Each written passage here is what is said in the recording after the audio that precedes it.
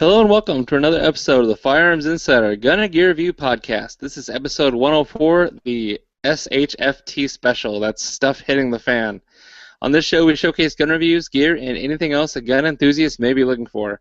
We strive to evaluate products from an unbiased and honest perspective. I'm your host, Ryan Cross from the Firearms Radio Network, your source to broadcast for shooters, hunters, and gun enthusiasts. So this episode is going to be a little bit different from what you might be used to. We're not going to talk about reviews or any products in the sense of what's new, but we've got a full house today. We've got Chad, Rob, Tony, TJ, Alex, and myself, and we're all going to be talking about two items that we're going to take with us into the apocalypse. Call it societal collapse, world without order, zombie apocalypse. No judging there, but basically we only get to pick two things to take with you, one gun and one gear item. And whatever the MSRP is, it's something that you can buy today. You know, we're not talking about Apache helicopters and A-10 Warthogs today. We're just talking about practical stuff that we would choose, almost like the old allegory. If you were on a stranded island, what things would you take with you? But we're making it a little bit more realistic in the sense of, you know, things are bad and you need to defend yourself and prosper and survive. So that's what we're going to talk about today. Before we get into all that good stuff, just to hammer through the announcements real quick. Bandwidth sponsor for this podcast is brought to you by Patriot Patch Co. Check out the new shirts we've added to the website at patriotpatch.co. We got a lot of awesome shirts, and we've added some new patches on there. So by the time you're listening to this podcast, the his and hers mouth patches. There's going to be a bearded man with a very grizzly beard biting a bullet, and then there's going to be a nice sexy pair of female lips snarling and biting a bullet. Those would be pretty cool for the his and hers out there. And then we got some cool t-shirts going to be available. We're coming out with a kids t-shirt that's got a toy gun on there. We're not mentioning any brand names. But it's a come and take me shirt for kid sizes. We are going to offer them up as big as XL and as small as I think like 1T or 2T as far as children's sizes. So make sure you check that out on patriotpatch.co. That supports me and what I do, as well as Jake Challand and the things that he does. So guests are always welcome. Those are kids sizes, you said, right? Kids, like yes. Kids XL. Yeah. It'll go all the way up to extra small, small, medium, large, and extra large, and adult sizes. So if you're an adult and you want to get that, as long as you're not like a 2X, you're covered. Okay, cool.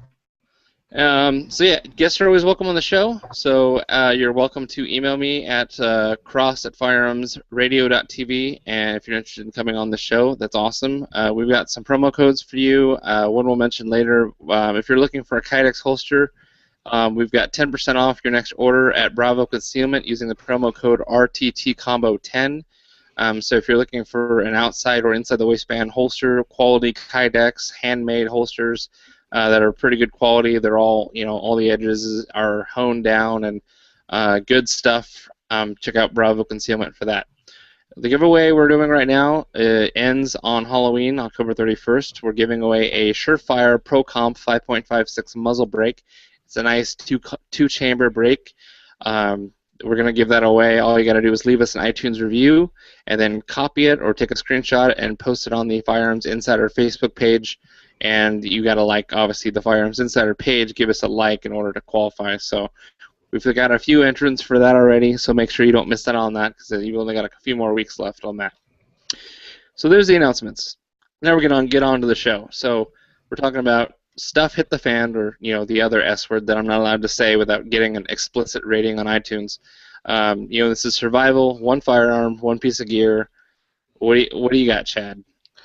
Well, considering I'm thinking, societal collapse, or there's always the quote zombies, which could be crackheads during a societal collapse. The gun I chose was the Spikes Tactical ST Compressor. And what it is it's a 5.56 AR patterned rifle with a crap load of stuff, but it also comes with a suppressor that you can attach or unattached, depending on. So unfortunately, being that it's an SBR and a suppressor, you have to fork out 200 extra bucks per each one, so 400 total over the cost, which the MSRP is $2,975. Now, to go in what this thing has might take a minute, but the specifications, of course, I'm not going to go through all this normal stuff that any AR has. It has a gray anodized finish on the barrel nut, which kind of means nothing to me. It has a 9-inch rail, which is anodized, QD sockets, Picatinny rails, which, because this is stuff hitting the fan, anything will mount to those, unlike key mod or anything else. It has a stainless heat shield. The suppressor is 416 stainless, ball dimpled to help reduce weight and increase stiffness and reduce heat. And let's see, suppressors melanite finished inside and out. So we got that. It's got a 2-point mounting system to minimal point of impact shift when you take it on or put it off. And it's designed to also handle full auto fire, even though this rifle is not full auto. Says it's shooting safe, so we got that. It's got an 8.1-inch FN barrel, radial fluted to help reduce weight, and nickel boron coated extension. Let's see, anything else. It is also melanite finished. It has some sort of stainless steel compressor gas block collar. It's non-adjustable, melanited finished. I think pretty much everything is either melanite or some sort of coating. It comes with some Dynacomp muzzle brake, which I'm assuming this suppressor attaches to, looks like. Let's see, anything else of more importance? Not really. It does come with flip-up sights. It has KNS rotation pins. It has an ambi-bolt release, which could be utilized quite nicely if you have to use your left hand or something. Let's see, an MOE pistol grip. It comes with an angled front foregrip, Magpul CTR stock, butt pad. It's a heavy buffer, if that's probably because it's a short barrel. Let's see, that's about it. Comes with a PMag, a sling, a rifle case, and it weighs 7.3 pounds unloaded and is 26.5 inches overall. Let's see, that's about it for the description. Basically, I chose this because I figured in this type of situation where I'm not going to be taking long shots at stuff, everything's going to be fairly close. I chose 5.56 because ammo availability, everybody, including the police, law enforcement, military, all use the caliber, so there's probably going to be lots laying around that I can pillage. So that's nice. I wanted something won't hurt my ears, that people won't really know where I'm shooting them from. That always helps. So that's about it for the rifle. And now I can go to what I kind of cheated on. The gear that I chose was the BioLite Energy Bundle. And what it is the BioLite makes a little portable stainless steel stove that you can basically run off sticks that you find, and you can use it to heat up whatever you want, but it also has a USB power charger on it. And with the kit, it comes with a flashlight, some lanterns, and some string lights, and a power pack to power all those that you can charge from your stove while you are boiling your water in the nice pitcher that it comes with. And then it also has a little grill that comes with, so when you run out of food and have to catch fish or something, you can charbroil your fish, maybe something else. And also you can run your iPod on it, so you can listen to music while you're killing zombies. What more could you ask for? I'll be the first. I'll be the first one to ask. Do you really need to check your Facebook status that much? I mean, what do you need to power your phone for? To listen to music while you're killing zombies.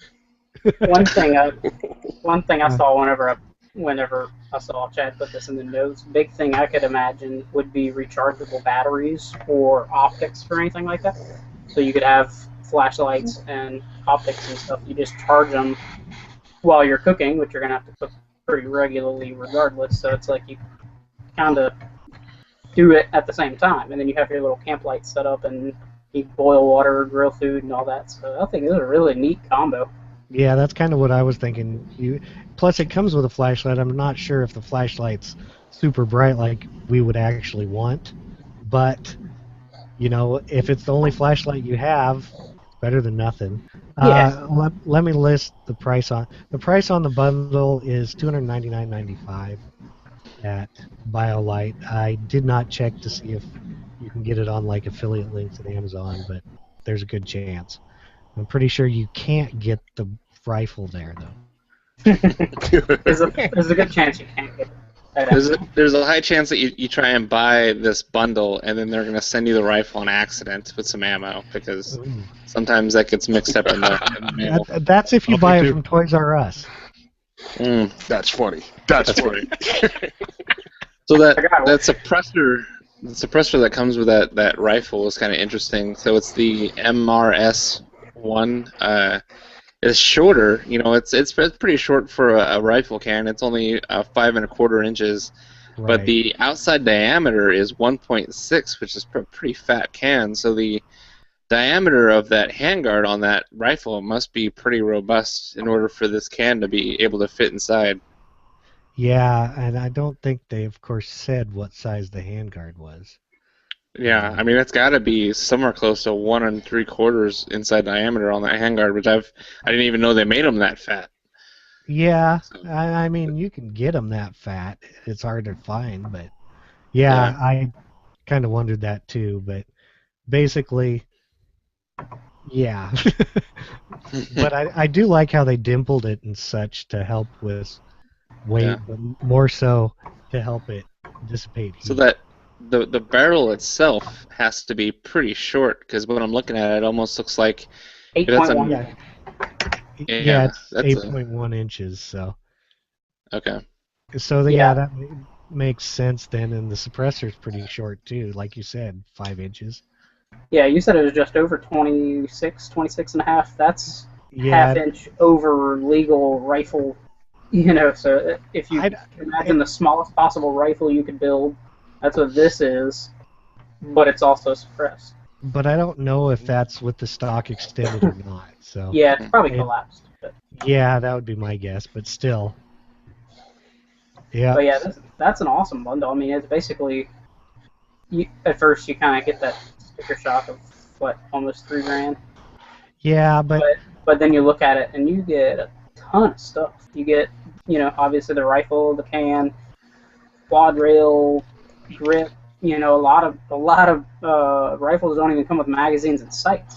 So you get that, little better grips and stock, and you do get a good bit for your money. A sling. Yeah, Spike's Tactical ain't no joke. They make good stuff. Yeah, but of course, since I don't own one of these, I just have to take mine, and of course, mine has an 11-inch barrel. So. I can tell you a good reason to keep your phone charged, so you can check Facebook and see the status of how in trouble your friends are, because they're not prepared for the situation they'd be in. I'm guessing all that stuff's going to be down anyway, so all you can do on it's play the games you downloaded and play music. So hopefully you got a lot of music on there. That's right. World may be ending, but nothing's going to separate me from Angry Birds. With my luck, I'd be stuck in a place where you got kids who downloaded that Candy Crush Saga thing. Well, you can't use that if the network's down anyways. So. Oh, you can't? Oh, thankfully. Oh, good. Cool. Well, let's see. Who's up next? Rob? My turn. Yeah, You got a for lot of mine, stuff. I picked probably the most arrogant setup you could possibly pick. I started off with a FNS PS90, which is the civilian legal semi-automatic version of the FNP90. It's basically 16.1 inch bullpup rifle, which fires a 5.7 by 28 millimeter FN cartridge. Real quick specs: hammer forged chrome line barrel. That really cheesy ported muzzle brake, which is a muzzle brake / flash hider / barrel extension to get it to that 16.1 inch minimum length to sell it as a rifle. Unfortunately, it's a closed bolt blowback operation. It works pretty good. Stock, synthetic stock. The thing about FN, all their stuff is ambidextrous all around. The safety selector, charging handle, and it ejects out the bottom, so you don't have to worry about which way the rounds go.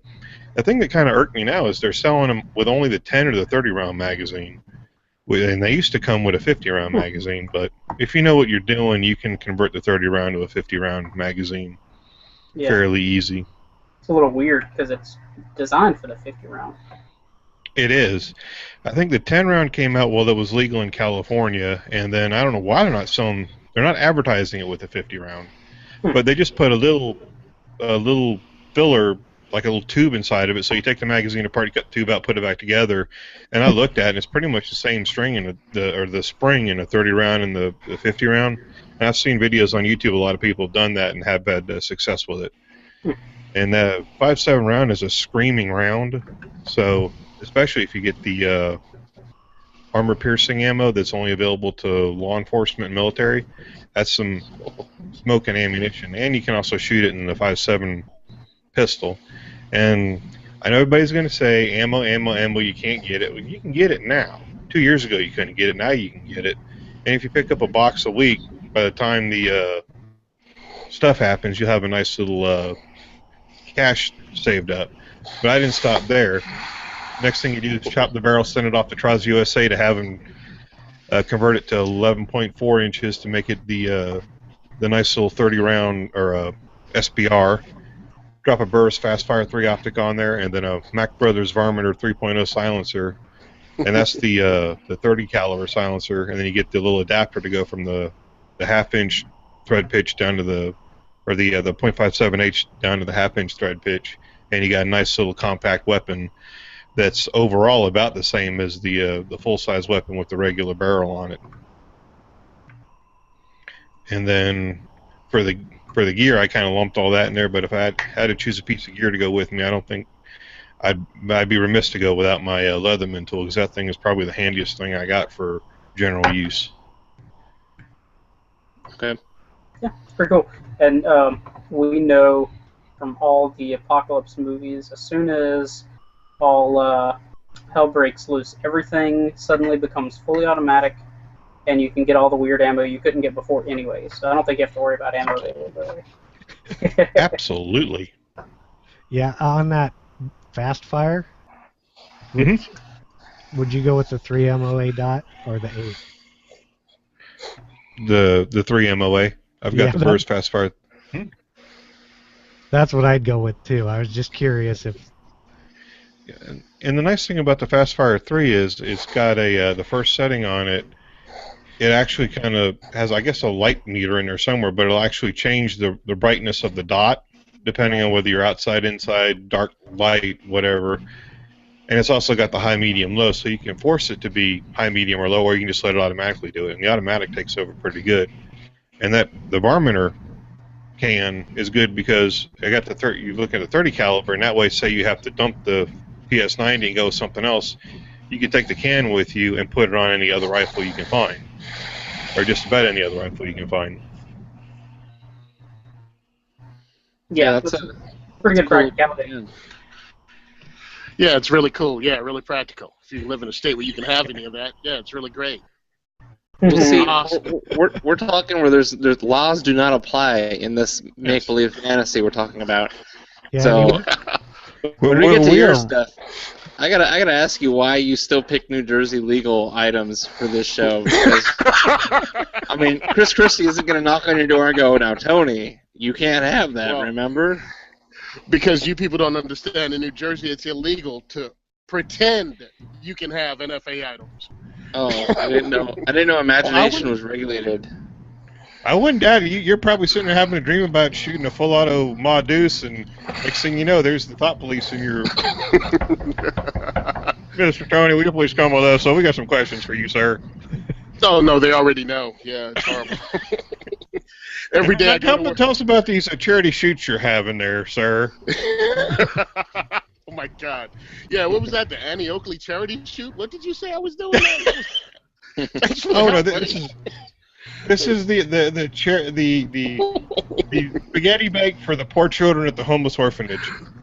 Yeah, I was listening to another podcast, and you were helping me out by saying that I was obviously giving knife throwing lessons to blind children. The only thing we're shooting around here is the breeze. That's it. All right, I'm up next. Okay, yes, I went with Jersey legal items because you told me to use stuff that's, I don't know. Anyway, makes no difference. This is what I did. I put on a rifle called the Hatsan 125 Sniper Vortex air rifle. Pretty much, it's something I've been drooling over for about a year now. It's a 25 caliber air gun made out of German steel from Hatsan out of Turkey. It's pretty much the most powerful gas spring operated air gun you can buy. According to the review that the guy did, he said pretty much it's the 300 Win Mag of air guns.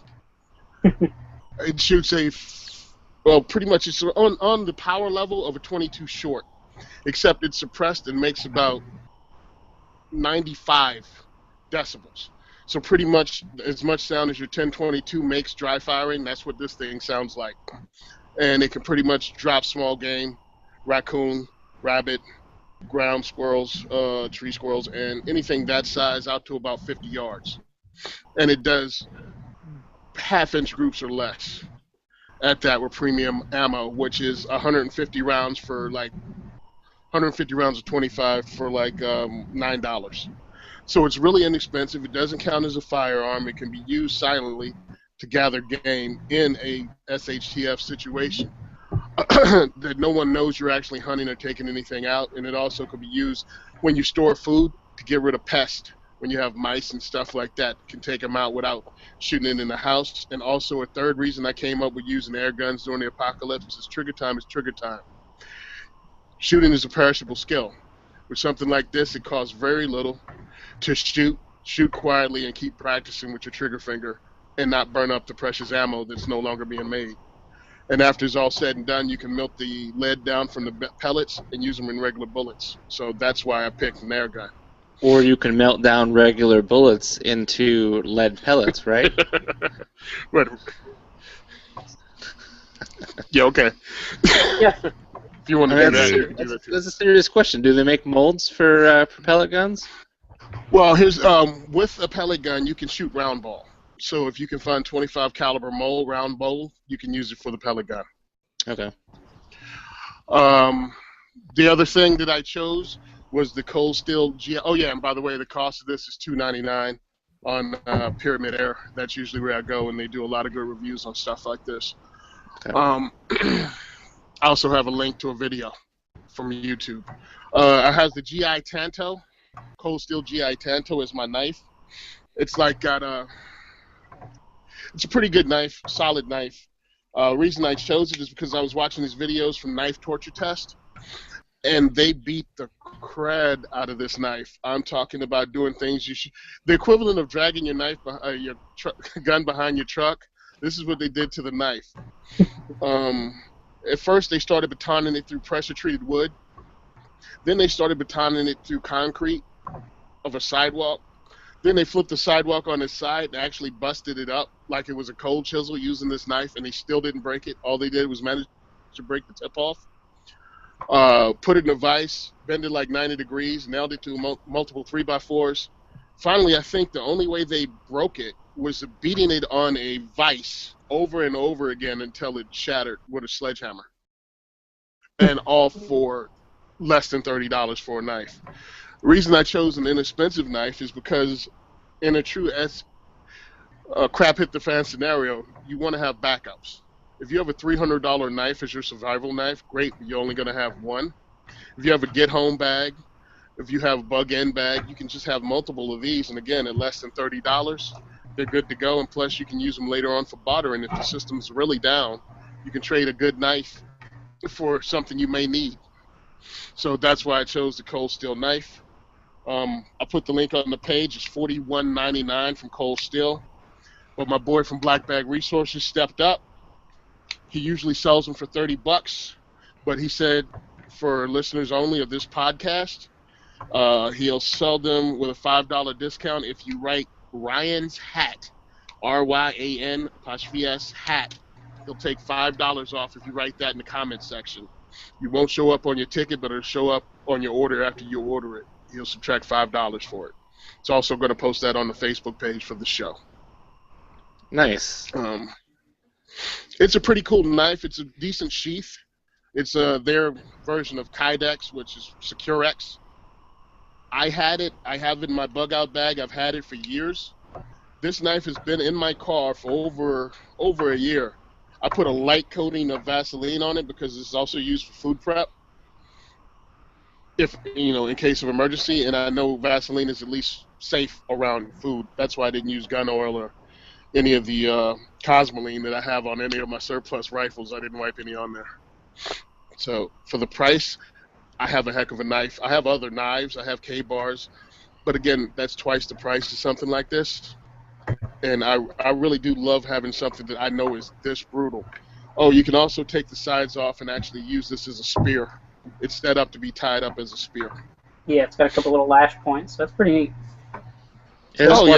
Okay. You I wrap just watched some the video. The video on their page. Holy crap! That is some witchcraft there. That he took a cheater bar, he put it in a vise, so it's pointing up, straight up in the air. Using a cheater bar, he bent the knife over 90 degrees, and I'm assuming did it return to shape, or was it just to prove that it wasn't going to snap? The video I put in that wasn't from Cold Steel, yeah, it returned to shape. It wasn't bent.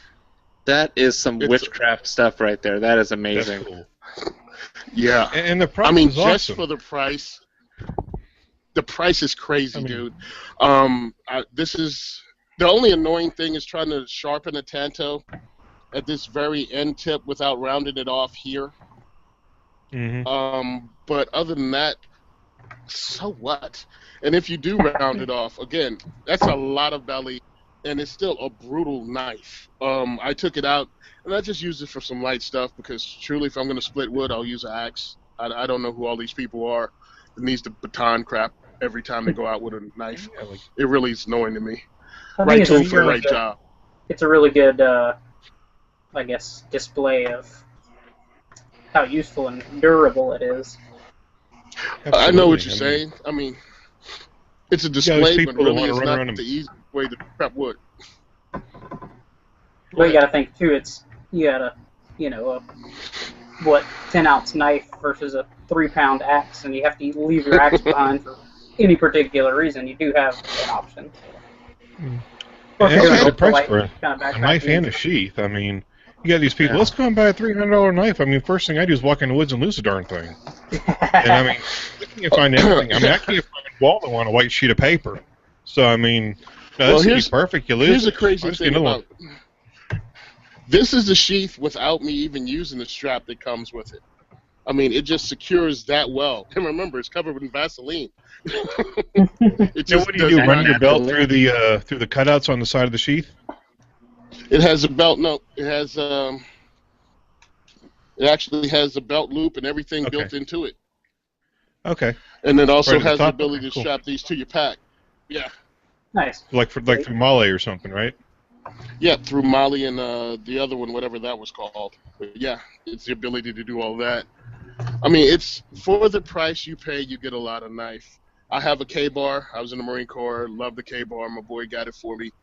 But really, that K-bar is on my shelf, and this is in my get home bag. Very cool. And like you said, you got your one of your buddies is going to hook the listeners up with the show with a $5 off, right? $5 off, taking it down to $25 for this knife. I'm definitely gonna take that up. I'm gonna put my hat instead of Ryan's hat. Because nobody tells you what to do. That's right. I do wear hats mostly. But yeah, that's a screaming deal. I mean, he's stabbing it into an ammo can multiple times. I don't think I don't have the balls to do that with any of my knives because I don't want to ruin them, and I don't have confidence that they'd hold up. In the old Cold Steel videos, he was stabbing them through car hoods. For when your car's overheating, you put a little ventilation in there. Yeah. I'm just saying. Back in the day, Len Thompson used to do all of it, and he would stab them through car hoods to show how tough it was. So, Tony, how about the sharpness when you purchased it? How was it out of the box? It was sharp. Okay. It was sharp out of the box. It was really sharp. I've purchased, because of this knife, I purchased the other one, Cold Steel Pendleton Light Hunter. Small knife, inexpensive, less than $20. You can shave with the darn thing. I've purchased 3 of them, and they're so tough. Like, this is just between us, right?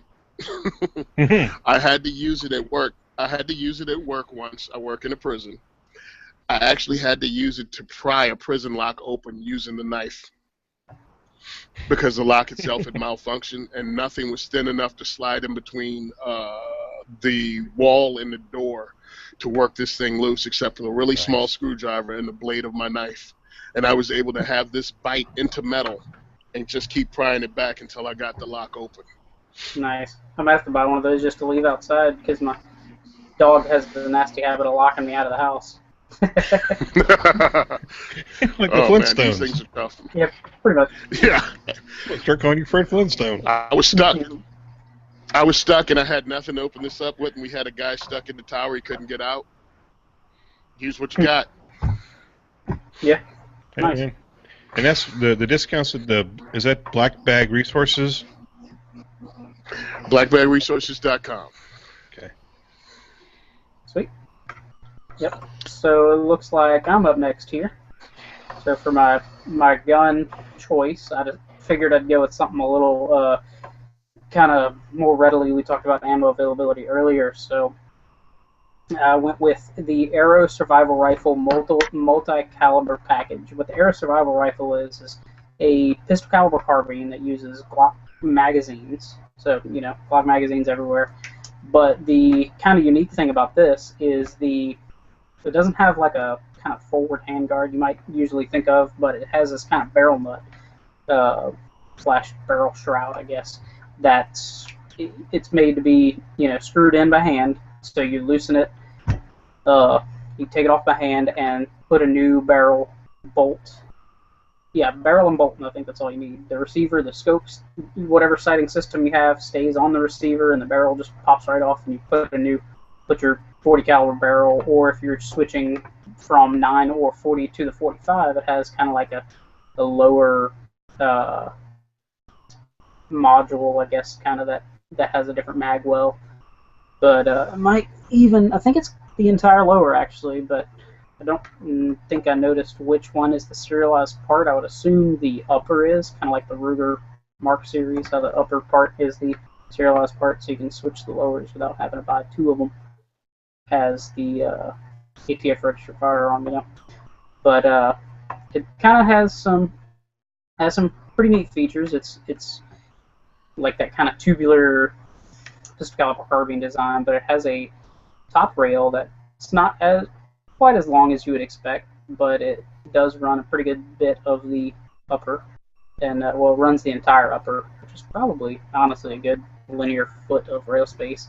And then on the bottom, right in front of the lower, it has probably another 4 or 5 inches of rail, and then I think it's got some points where you can mount at the 9 and 3 o'clock position. And then, it uses the standard AR grip and buffer tube, so you can put whatever grip or stock you want on it. And obviously one of the big benefits of being able to use the Glock magazines, like I said earlier, is they're pretty much everywhere, and you can get those nice 30 rounders, 33 rounders for the 9mm, and I think the 40s have a 22, and I think the 45 you can get the crisp mags that I think hold 30 or 35 or something crazy like that in the 45. So that gives you plenty of firepower, and you're kind of thinking you have extra bolts, extra barrels, extra magazines, all this other crud hanging around. Well, what do you do with it? Well, the pack comes with a backpack that also accepts, not sure exactly which one specifically, but it does accept armor plates. So if you want to be protected a little bit, you have this on your back with a plate to cover your back, and obviously you could have a plate carrier to cover your front to go along with it. It doesn't come with the plates, but it is designed to carry them. Now, I think that's it on that. It does come in black, dark earth, OD green, pink, and like a green tiger stripe, I guess you could say. And all the colors add $100 to the $12.99 MSRP. So basically, for $1,300, you're getting three complete firearms almost. 3 different things you can shoot with plenty readily available ammo and magazines. So I think it's a pretty decent deal. Assuming, I haven't heard too much feedback about it, so assuming it runs well, I guess that would leave that to be discovered. And it doesn't seem like too many people have experience with them, so I would be really curious to see how they work. But it has a right side charging handle that has like a kind of like the HK where you pull the bolt back and put it up in the little notch and you slap it down, except it's on the right side instead of the left side, like we're just seeing with the HK. I think that's about it. As far as features, don't believe it uses any kind of standard triggers or hammers or anything like that, so you're pretty much stuck with what it comes with. And yeah, the barrel isn't threaded, which I think is a little odd. You're going to have a pistol pal carbine. A lot of people like to suppress them. I think it would be nice if they just threw in a threaded barrel, just to give you one more capability. And it does come with a sighting system. Granted, it's like I'm not sure. I think it's like a BSA or NC Star or one of these cheap little 4X scopes. But at least it comes with something rather than most of these, like I said earlier, don't come with any kind of sighting system. But you'd probably want to swap that out pretty much immediately. And for my gear, I went with the New Myth Vulcan fire piston. Now, fire is one of those things that you're always going to need for cooking and sanitation and all that kind of stuff. And what these fire pistons are, it's basically a very tight-fitting rod into a tube that's sealed at the bottom, and you put a little bit of like a fire starter, not fire starter, but like a easily flammable material. Like there's something called a char cloth, which I think is basically like a dehydrated cotton or something along those lines, where it combusts easily. But anyways, you put that in the end of this rod, you put that rod into the tube, and you just whack it really hard, pull it out, and your little char cloth should be lit to an ember, and you put that into your pre-built little kindling bundle, and that'll get your fire started. The good features of this New Myth Vulcan, there's tons of these fire pistons. I actually watched a guy build one on YouTube out of some scrap plastic stuff. I think it cost him $1 to make because he happened to live next to a plastic plant that had tubes and rods that were the perfect size. So you can make them out of some pretty basic stuff. But this one's like good knurled aluminum, so you have a grip on it, and it's probably about the size of like a mini mag light, little two AA cell mini mag lights, and it comes in ember orange and granite gray. So in a rough situation, you don't want to lose it and drop it in the grass and not be able to find it. So both of those are probably pretty easy to find in in some underbrush or something along those lines. Like I said, it is knurled, so you get a good grip on it because you do want to hold it very sturdily. And the way it works is it compresses the air inside the chamber, inside the piston, so rapidly that it heats it up to, I forget how hot it gets it, but it heats it up to a high enough temperature to combust your little fire starter char cloth in there. So it has to be a very tight seal to do that. So what the new Myth has on the bottom is actually a little valve to where you can relieve that pressure. Because, you know, if you have a very tight-fitting piston and you try to push it in, it's just going to pop right back out. So they have a valve. You loosen the valve, push the piston in, tighten it back up, and the suction created by the unit actually holds it all together. So that way you can hook it on your pack and hopefully not lose half of it in the woods, you know, while you're walking. And let's see, it comes with spare O-rings. You don't have to. You can kind of keep those on hand in case they get dry rotted or something like that. Comes with a zippered plastic storage pouch, instructions to use it, and then lube. I think the lubrication for the O-rings is some kind of petroleum jelly. Something simple. It doesn't need any super technical lube. But if you go to the show notes and take a look at it, there's actually an article with a video that I posted that kind of shows a guy using kind of how to use it and some of the other top options. And the MSRP for this one is $39.95. So pretty good deal to be able to have fire almost anywhere, you know. And I believe I saw, it doesn't show it on the page unless I'm missing it, but I believe I saw it in one of the reviews where you can take apart the kind of handle area and you could stuff some extra char cloth in there. It's like a little watertight seal, so you can store that in there and always have something on hand, because you use the tiniest little pinch of that char cloth to get it started, so you won't need a whole ton of it. Cool. That survival rifle's pretty interesting looking. Yeah, I would really like to try one of those out. They do have a, you know, you can buy just the rifle for I think $7.99, and that's on their website. I think you can find them on Gunbroker and stuff for like $650, $700 or so. So they have the single caliber rifle for about $700, but the 3 caliber package is the $12.99 that I talked about. I would really like to try one. I'm kind of really wanting a pistol caliber carbine lately. I think we talked about this on a podcast. I think we had a pistol caliber carbine episode for a couple of weeks there, and I know we did touch on this one for a while. Did you guys remember that? Yeah, I think we talked about the pistol when they introduced it, because they do have a pistol version that just has it's got like a 10-inch barrel, I think, and a buffer tube like an AR pistol, like you would expect from an AR pistol. So I think maybe we talked about the pistol recently, because I think the pistol may be a year or two old. Right. Let's see. Yeah, I think it's a pretty cool idea. So that is the Aero Survival Rifle, or ASR is what they call it. And I think they recently introduce the 10mm and 357 SIG. So those would be even more utility if you can get those barrel exchange. Now we're talking. Those caliber exchanges, because that 10mm out of a 16-inch barrel is gonna take some stuff down.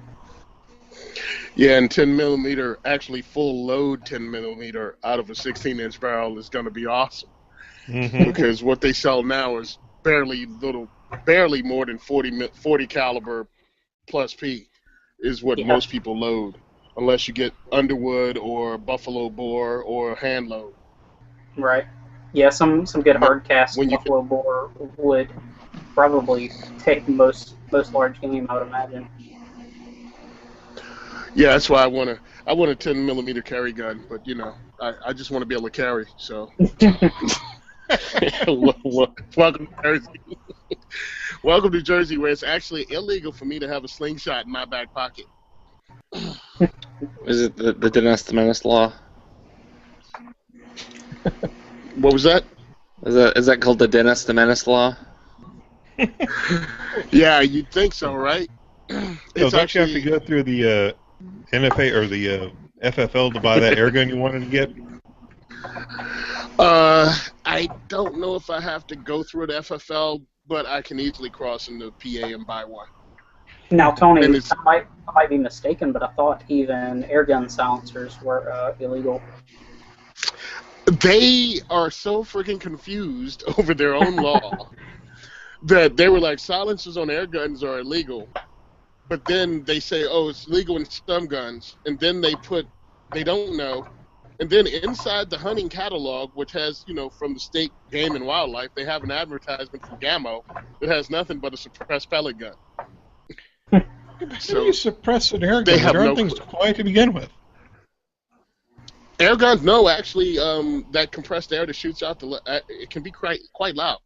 Really? So you just do the same thing. Yeah, you can do the same thing. I mean, they have some loud air guns. But as long as it's integrated or integral, it's totally legal. Interesting. Well, I was watching a video on this Arrow survival rifle, and I just saw him take the receiver out, take the barrel in, and just like screw it right into place. Yeah, it looks like they're just kind of hand tight. Drops the barrel in and screws this little barrel shroud kind of thing, and holds that all together.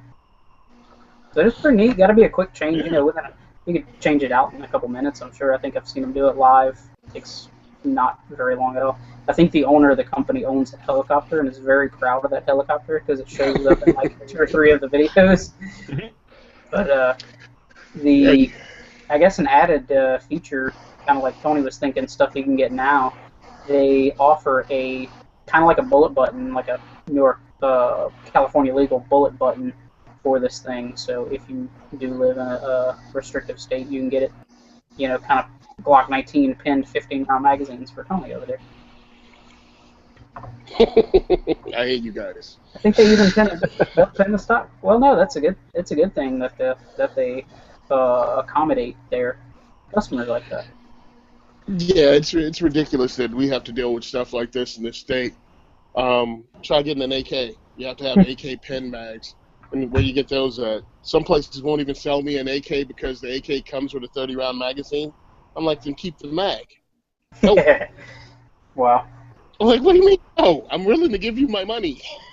Yeah, I think a lot of those people in Colorado, those gun stores, they had all these M&Ps and Glocks with 17-round magazines. They just kept them and sold them online since they could no longer sell them in the store. So your pistol, I think for a while there in Colorado, you were buying a pistol with no magazines because they couldn't get anything. That's like a Brent 10. Back in the day, you buy a Brent 10, the magazine will be mailed to you. Wait a minute, I just spent $1,500 in 1985 on a pistol, and it doesn't come with a mag. Oh, Ryan, why did you have to say anything? Sean just texted me back from Black Bag Resources. Yeah. He says, if anybody in the comment section puts Ryan's hat and anything derogatory about Ryan, they'll get a free Black Bag Resources patch. Well, because when you guys were talking, I was like, you know what? Before I forget, before I run out of money here, I'm gonna go ahead and buy myself one. So I put Ryan's hat in parentheses. They said, "What's wrong with my hats, bro?" And yeah, so there you go. You're welcome, guys. Anything derogatory, huh? Anything derogatory. So I don't think. Yeah, I've had total control, dude. So we're not gonna read them on the air. I mean, if Tony starts, I'll pull the plug, man. So, go ahead, bring it. I don't care. I got thick skin. I'm like, what? Yeah. If anything derogatory about Ryan, I'll give him a free Black Bag hat patch. Yeah. Oh, I saw the patches too. Just brought them out last weekend. They're pretty good. Wow, feuds start fast on the internet. Oh God, that's funny. All right. Oh, so hey Ryan, give me your Visa card, please. Yeah, right. So next up we got Alex. Man, you've been quiet on this one. You're a polite guy. I appreciate that. Last time I was talking over everybody, so I figured I'd chill out a little bit. All right. As far as my gun this time, I picked the SIG MCX. Like I said last time when we talked about silencers, I'm really loving some of the stuff that's coming out of SIG here lately, and this thing looks awesome. I can't wait to get my hands on one, let alone have one and be able to do whatever I want when there is no society to tell me no. But with that, I mean, it was designed to be in 300 blackout, and it was designed to be silenced from the beginning. So it's got a lot of cool features that kind of match up with that. I would pick out the SBR personally, and of course I would get all the extra caliber conversions for it, and have to add a SIG titanium silencer to it. But it's made for 300 blackout, but they still offer it in 223 and then in 7.62 by 39 too. So for 300 blackout, it's simply a barrel change. It's like a 90-second conversion process for it, and then for the 7.62, it's a different bolt head and barrel, so it's like a minute and a half, or 2 minutes rather than a minute and a half. So pretty cool to be able to just pick up whatever you find. 7.62 by 39 is one of those calibers that if people shoot it, they probably have a ton of it. So hopefully I can find some if I run out of the ammo that I've got to start off with here. The other really cool thing about it, though, is it has a lot of same features as an AR. Some of the controls are similar. You can drop in an AR trigger to it. It takes AR magazines. But it actually, the SBR weighs in at under 6 pounds, which to me, I mean, that's a great thing to see. Whether you have iron sights or you put a small red dot or something on it and not take up a lot of weight, that's a great package to be able to carry around with you. I mean, really, you could have all 3 calibers in the main gun itself and still be at the same kind of weight as what a lot of ARs are nowadays. So that's the main gun that I would pick up. But then the SBR, their handguard, it's a Keymod handguard, by the way, but their handguard is made for their 7.62 silencer to sit down into. So for $800, I'd add the titanium direct thread SIG silencer to go along with it too. I think that would be a pretty awesome package with all the calibers, the silencer, and real lightweight rifle too.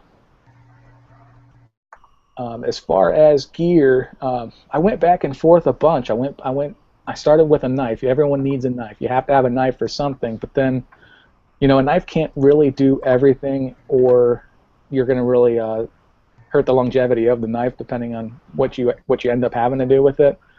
So what I ended up picking out was the Woodsman's Pal. It's one of these things that's kind of like a hatchet. It's kind of like a knife. It's kind of a little bit of everything.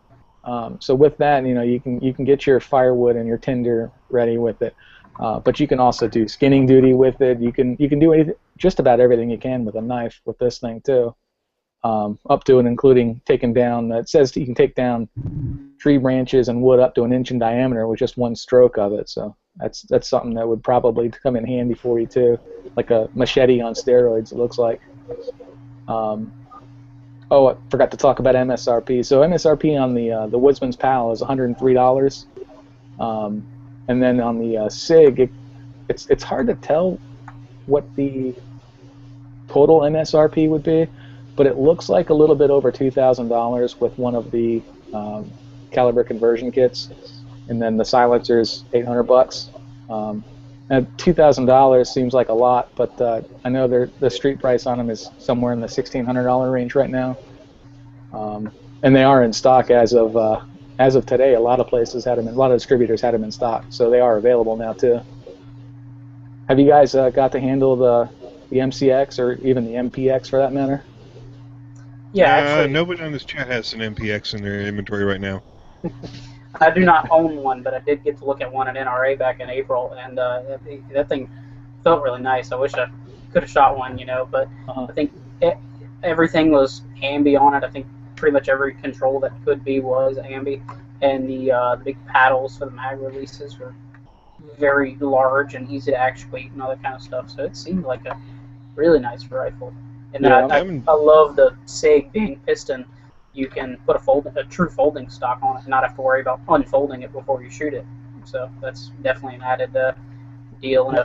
They've got the folding stock and also a retractable stock that the bars will slide down the side of it too. So you have two different options with that. Pretty cool. Kind of like the MP5 design, huh? Yep, exactly.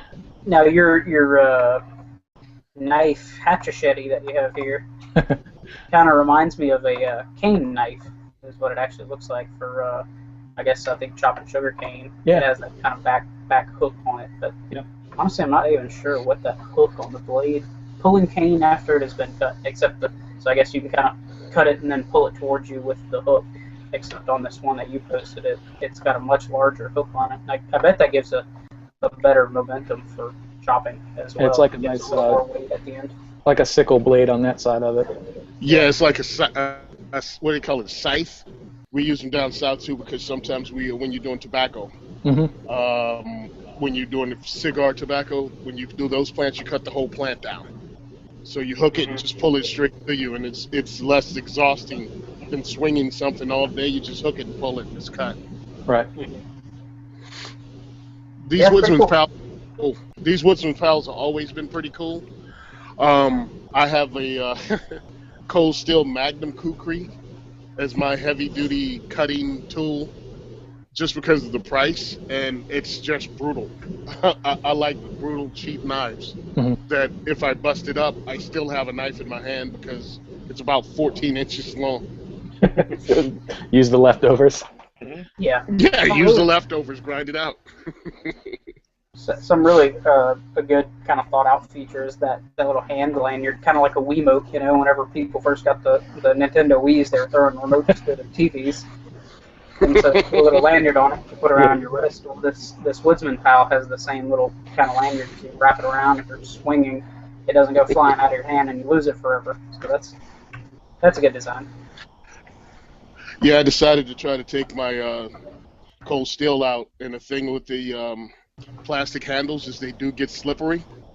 So my wife did the weave of some paracord around it, and then we did the this on it, so when I do chop, I can chop, and if it slips, I still have this, or hook it through my finger, because I know me.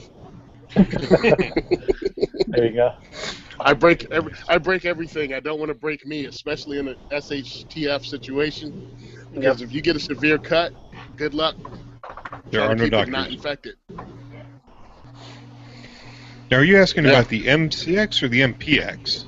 I was asking if anyone had experience with either one of them, but the MCX is what I wanted to include in this. Yeah, I'm in the process of doing SPR on my MPX, Nice. but I don't have the MCX. Yeah, Pretty looks slick interesting though. too about this MCX. It looks like it's got QD points everywhere they can put one, so you can put a sling in about every imaginable position. It looks like it's got one like over the grip tang, one in the stock, 2 on the handguard, one. It looks like there's one right behind the handguard, maybe. So there's plenty of places to put a sling, which is nice. Yeah, it's amazing how somehow the military got along without having quick detaches all over the rifle. Now you can't have 5. Yeah, leaves your options open. It's always good to have options. That's funny. Yeah. So I guess now it's down to the host's choice, and I think that my choice, well, at least my gun choice, actually altered a lot of people's first choice, because I put the show notes together, and of course I had to pick a 1022, and I think that probably steered most of you guys into a different direction because you didn't want to duplicate what I had done. But so I think a 1022 is just hands down the most useful tool in a world where utilities are gone. You've got to hunt for yourself. You got to carry around your own ammunition. I think it's just the all-around best utilitarian firearm, especially now that you can get it in a takedown version, so you don't have to tote the entire rifle, even if it is a carbine length, around with you. You can have it broken down in a backpack and very easily move around. If you choose to survive in the nomadic style, like I guess Walking Dead, where the group's moving around because of situations, you're kind of always on the move. But I think a 1022 is also a great homesteading weapon, where if you're homesteading, you're kind of hunting for yourself. You need it for self-defense. I mean, you could kill a deer with 22 long rifle. It's all about shot placement and being confident with your shots. So I think I'm gonna choose that first. However, I am gonna go a special route. So AWC Silencers actually produces a 1022 called the Ultra 13 TD. And so this rifle, it's a 1022, and they can build it using your existing. You supply them with the base rifle, and so that'll MSRP you for about $1,295. or for $1,560, you can get the entire rifle with a brand new rifle if you don't already have a 1022. So not only is this a takedown, you might be thinking, why that's so expensive for a takedown 22? Well, it's also integrally suppressed. It's got an integrally suppressed barrel, which is, I think, would be pretty awesome because it's built into the barrel. It reduces on the overall length, so it's going to be even shorter when you're using it suppressed. Besides signaling, which I would use other means to signal somebody using an actual gunshot that's going to make the travel a long distance, I wouldn't want to be shooting unsuppressed at all. I mean, I don't want to be scaring off game. I don't want to be, if there's multiple threats, I don't want to be alerting somebody's buddy because I just capped him in the back of an ear with a 22 long rifle, and you know, it's going to be the most quiet suppressed round you can get. I'm all for getting, you know, an AR-15 and suppressing the heck out of it and playing Rambo, but you know, that's not going to be quiet, Hollywood quiet. It's still going to alert people, scare off game, that kind of thing. A suppressed 22 long rifle, kind of like same, I guess, mental idea concept that Tony had is if I want a suppressed gun, I want it to be like Hollywood quiet. I want it to be like a whisper, so that I can do whatever I need to do without alerting other people or disturbing, you know, what's around me.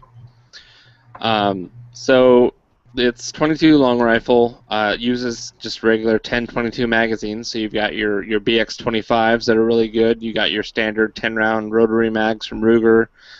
There's, you know, an endless amount of manufacturers making 10-22 magazines, and then I've got quite a bit of stock myself. You know, the material, if you get the rifle from them, not using your base rifle, so it's going to be stainless, aluminum, and titanium as the materials with a matte finish. It looks like supplied, they'll give you just the synthetic stock, so nothing really fancy on the stock end. But colors, you can do black, OD green, or flat dark earth, which is kind of nice. I don't know whether they must Duracoat that synthetic stock that you can get so many of.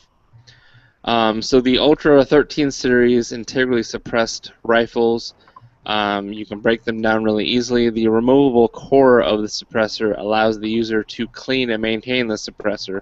So everyone knows that 22 cans get the most corroded with the most carbon because 22 is a dirty round, and you're probably going to be shooting a lot more of it. It doesn't have the velocity and the pressure to kind of self-clean or knock a lot of that carbon loose and have it exit the suppressor. So being able to actually maintain an integrally suppressed barrel is a really good idea. And then to ensure versatility, the entire Ultra 13 series baffle stack is designed to be used with other suppressors that SWC offers, but I'm not going to mention those because we're limiting ourselves on this episode. But you could use it with standard or high velocity 22 long rifle.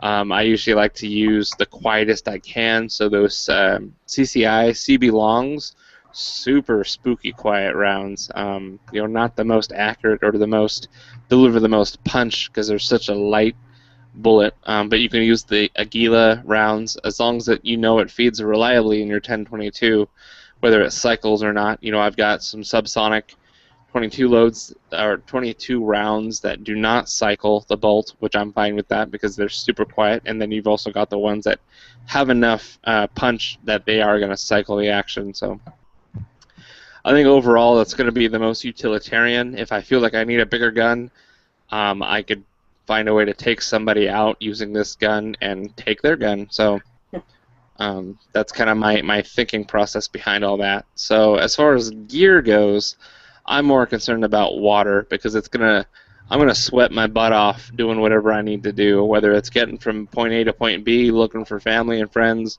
If I'm trying to build a homestead, I'm gonna be perspiring a lot, sweating, and everybody needs water to live. You know, if you don't got water, your body shuts down. You're not really productive. You're not moving a lot. It sucks. So clean water is going to be a concern because obviously if I get Giardia or some kind of waterborne illness, I'm going to be out of commission pretty fast, faster than you can say Rick Grimes. So What I chose is the LifeStraw Mission, and what LifeStraw is the company that makes that straw that you can, kind of squat down and dip it in a puddle, and it'll filter out a lot of the dirt and parasites. But I wanted something that was a little bit bigger, so that if I am homesteading and I'm collecting water and I'm building up an inventory of water storage, I want something that's going to more easily facilitate bulk water purification. So LifeStraw's got this thing called the Mission. MSRP is for $119.95. It's a water bag that you just kind of, it's a bag you bring into the stream, you scoop up water, then you hang it from a branch or any kind of structure, because it's gravity fed. So it purifies the water using no chemicals, batteries, or moving parts. The water is poured into a purifier down the tube using gravity, and it's being forced through narrow, hollow fibers. Clean water exits through tiny pores in the walls of the hollow fibers, but bacteria, viruses, protozoa, and other contaminants are trapped inside and are flushed out by the backwashing feature. So it's almost got a LifeStraw attached via a tube. So you've got a clean water spigot or valve, and then you've got a dirty water valve. So it kind of separates the two. It's very easy to clean because you can plug it up and use basically a pump that's integrated into this part of the unit that basically flushes out those narrow hollow fibers, and then you can release the valve and all the dirty water comes out, and then it should be good to go for another life cycle. So it's guaranteed to remove 99.9999% of bacteria, 99.99% of protozoa, and 99.999% of viruses, while purifying an impressive 18,000 liters of water. It's a BPA-free bag, made out of synthetics. You just fill it up. If you're not using it, it's very easy to kind of roll up into a nice small package and store it. You hang it from anything that you want, and it's ideal for camping, group hikes, or like we're talking about, emergency situations. So you can get it in a 5-liter or a 12-liter capacity. Obviously, if you're really trying to backpack and have a small package, it doesn't take up a lot of real estate in your bag. That's already your competing space with all your other survival supplies. You might want the 5-liter.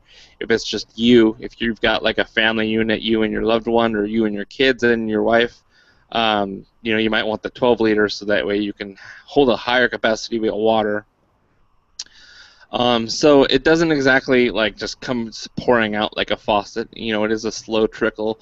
As you use it more, it's supposed to speed up the process. As far as the filtration time quickens the more you use it.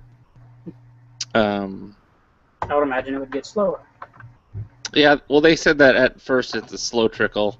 I do imagine that after it. I guess if it comes out really fast, then you need to clean it out because those hollow fibers aren't doing a good job at filtering. So is it cleanable, or you have to have cartridge? Yeah, it is cleanable. So it's got like a pump that you can kind of back flush those fibers and then releases them. Backwash kind of. Yeah, these life straws are pretty cool. I did some research on them because a friend of mine wanted me to help him set up something with water filtration, so I went through a lot of different ones to come up with, and it was funny because I was like, all right, SHTF, I'll do life straw. Click on, I was like, dang, Ryan's doing a life straw. All right, cool, we'll be doing that. I mean, just because it's so effective and inexpensive. It doesn't cost an arm and a leg for these things, at least just not the regular straw. He didn't want something this big. He wanted the regular straw so you can actually put it in the go bag. And for not very much money, you're able to actually have 2 of these things in a go bag. Truly, this could still fit in a go bag because the bag itself isn't going to be full until you need it. So you only have the syringe type piece, and it says that it's only a pound. Yeah, I mean, what he was setting it up was for a husband and wife in case, they're in different places. They can meet up and still have, one of these, and he wanted to keep it clandestine. Gotcha. Yeah. Yep. They are using this in third worlds and developing countries that need pure water or water purification. So in fact, for every one of these you buy, one school child in a developing country will be provided with safe drinking water for an entire school year through some kind of it's Life Straw Follow the Leaders campaign. So that's kind of a nice feel-good thing when you buy one of these. You know you're doing something good for that. But really, I thought this would be ideal for if I have a camp set up. I've always wondered when I'm seeing these survival shows and they set up in a camp or a jail. Where are they getting their clean water? You drink it, you urinate it out. Unless you're Bear Grylls, you're not exactly drinking your own urine. But I mean, I guess you could. I don't know if you could pee in this bag and have it come out. Really, I imagine it would be cleaner than drinking it straight out of a bottle that you just urinated in. But why don't you try it? Let us know how it works. I will. Yeah. I'm sure. Yeah, it Brown would Girls. come out, I'm sure it would come out tasting exactly like Coors Light. Oh, That's fire. Like water. That's fire. wow. Yeah. Wow. Yeah. So I was just That's so looking. wrong. I was just looking into the follow the leader is what they call it, LITER, like liters of fluid. And like Ryan said, for every one of these you buy, you're offering or they're donating resources to help people that don't have access to clean water. So it says some of the stats, just to throw them out there. It says 301 schools reached in Western Kenya.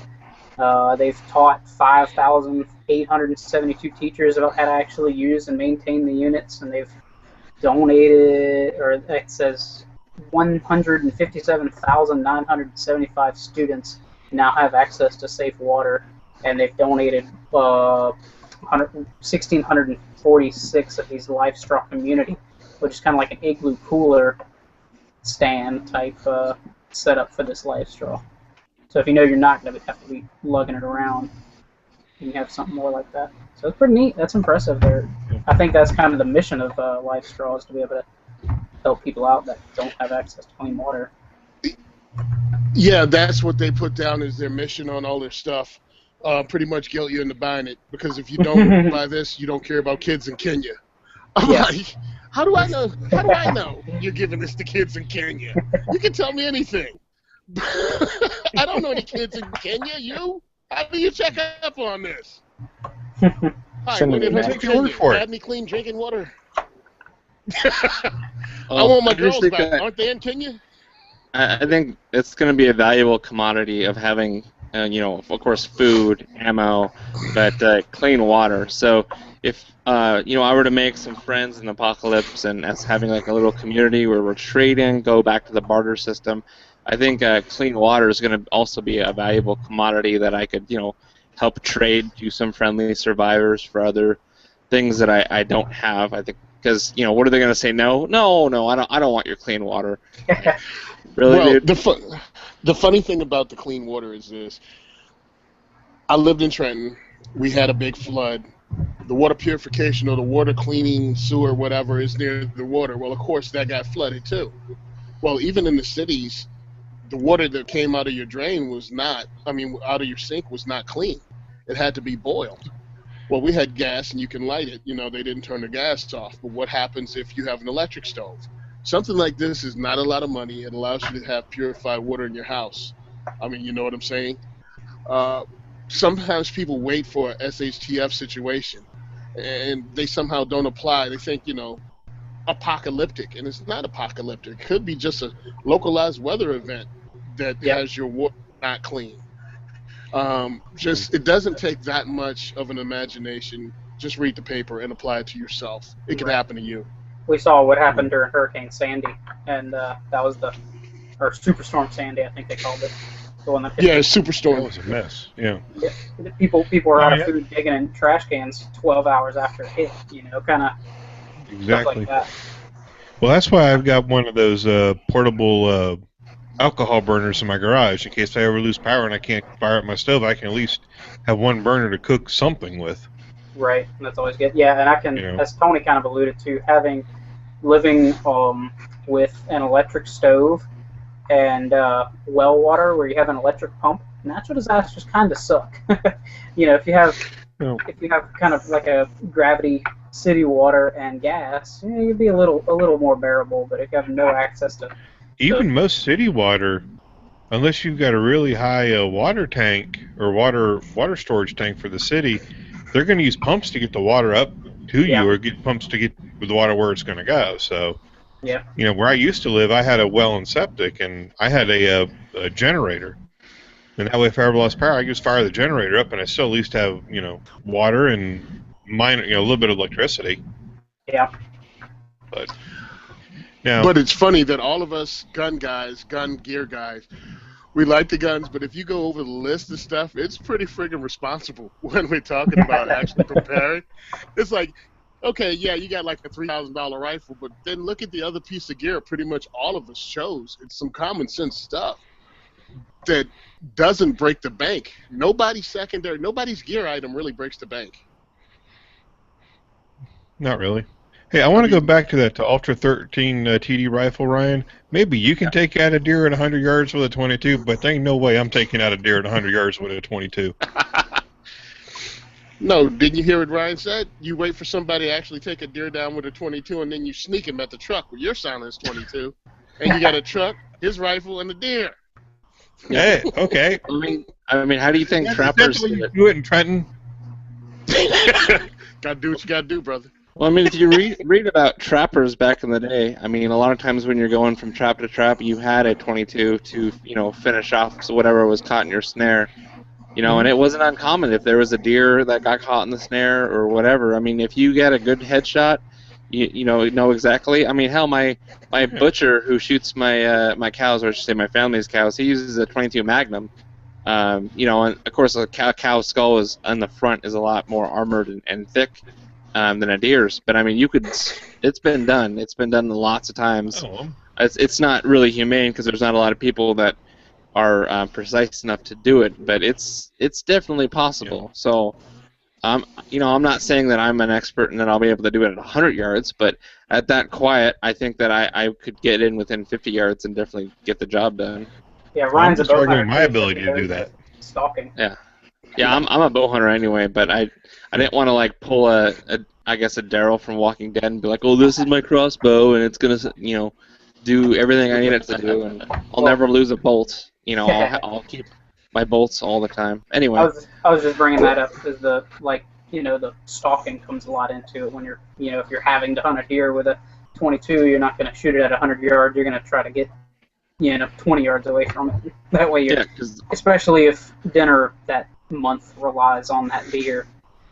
And caloric intake and caloric output is a big deal too. If you aren't eating like you're used to, like three-course meals a day, and you're drinking your water like a champ, you know, shooting a deer and wounding it at 100 yards and then chasing it for another 200 to 300 yards, I mean, you burn a lot of calories. And then you've got to clean the deer in the first place. I mean, we can have a whole episode talking about that stuff, but it's not really. This isn't the podcast really for that kind of hypothetical debate. But yeah, it's a big deal, and you know, I don't think I would start with deer. You know, I'd obviously be working on more plentiful, like the you know, rabbits and squirrels, things that are more easily replenished, I guess, in the nature, because there's only X many a deer, but there's, you know, at least 3 or 4 times more squirrels and rabbits in a given area than there are deer populations. So, got to work your way up. You got to fill your belly with squirrels, and then you can go for the deer.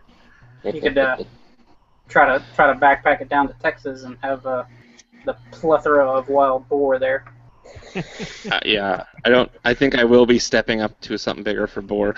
I don't want an angry boar chasing me. I was like, we got a lot of those boar in North Carolina. They've been declared a nuisance in the western part of the state. Mm-hmm. Yeah, I would use the Tanto for that. I'd use the cold steel Tanto for the boars. I just throw it and go right through their head. Go all Ted Nugent on them and pounce them out of a tree. Yeah, pounce them out of a tree, baby. Oh, yeah. Sorry, go ahead.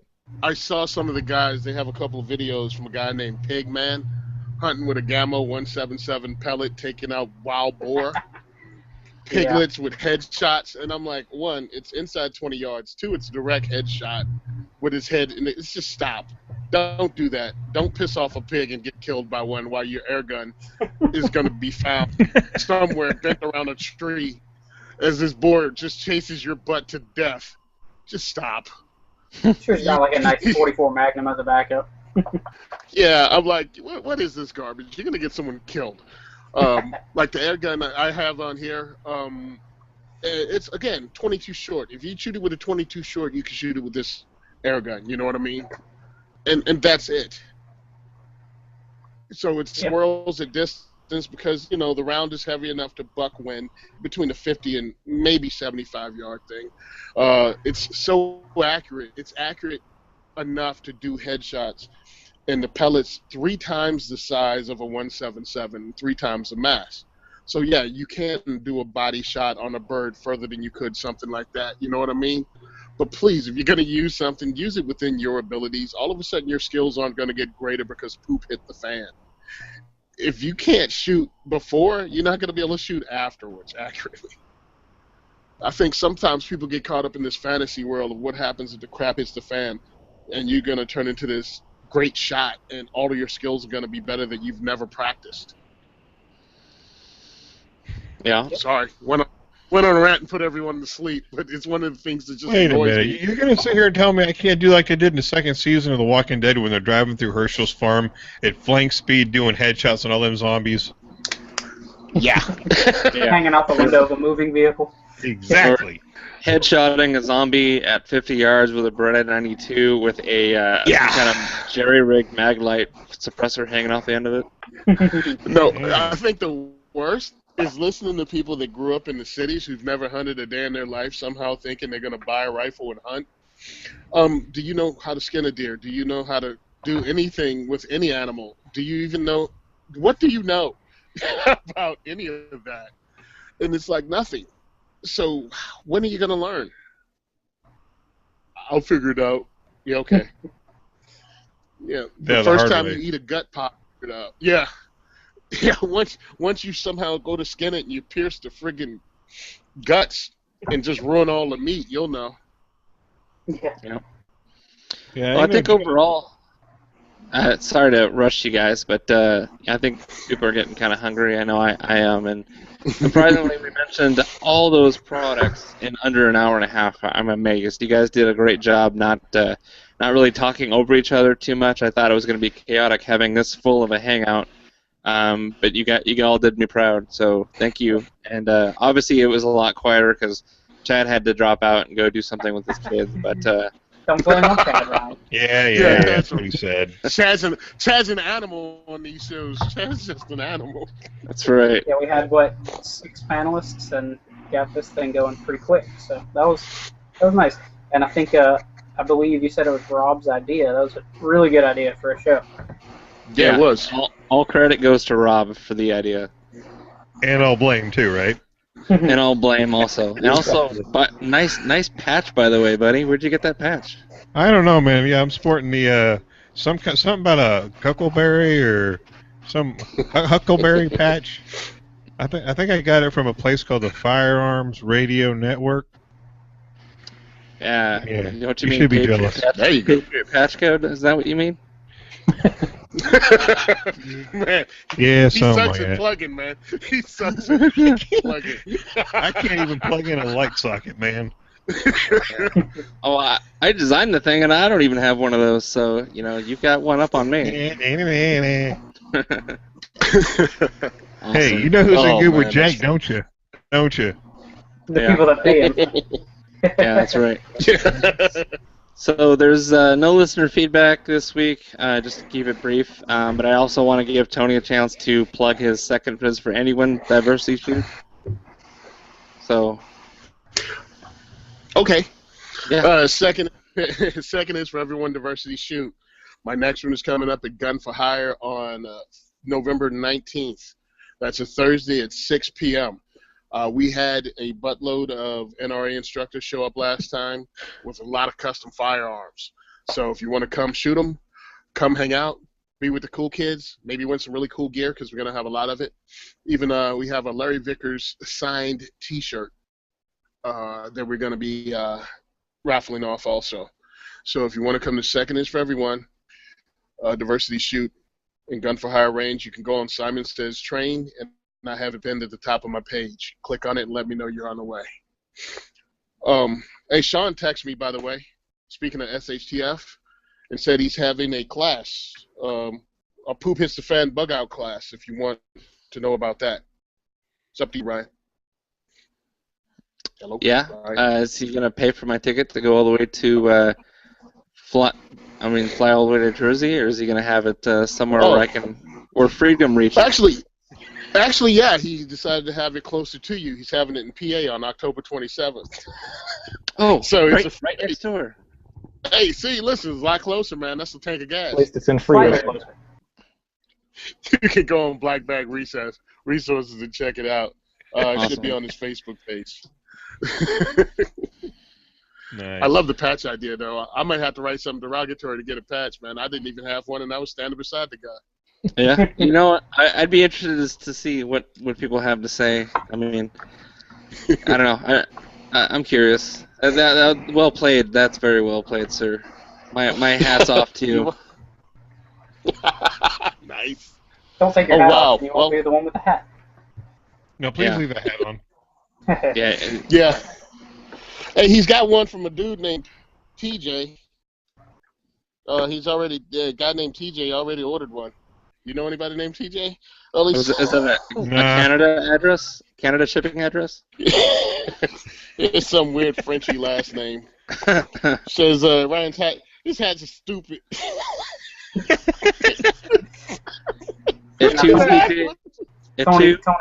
Tony's got a lie on me since I made him spend all that money a couple months ago. Oh yes, I bought a dang rifle because of TJ browbeating me after the show. Now you should really get it. If you're a man, you'd buy it. You're gonna have a hair on your butt if you don't buy it. Okay, I guess I'll buy it, TJ. Just stop calling me names. Now on AR. Thanks a lot. All right, I think we've subjected the listeners to enough banter for this episode. Make sure you send questions or comments to podcast@firearmsinsider.tv or cross@firearmsradio.tv. Remember to subscribe and leave us an iTunes review. Check out all the other shows on the Firearms Radio Network at firearmsradio.tv/iTunes. And be sure to visit the Firearms Insider website, firearmsinsider.tv, for reviews and industry coverage. So, thanks everyone for listening this week. I hope you found it informative and hilarious at the same time. And we'll catch you guys on the next episode. Shoot safe and have a great week. Yeah. See you, guys. Thank you all for joining me, fellas. Thank you. Thank you, Ryan.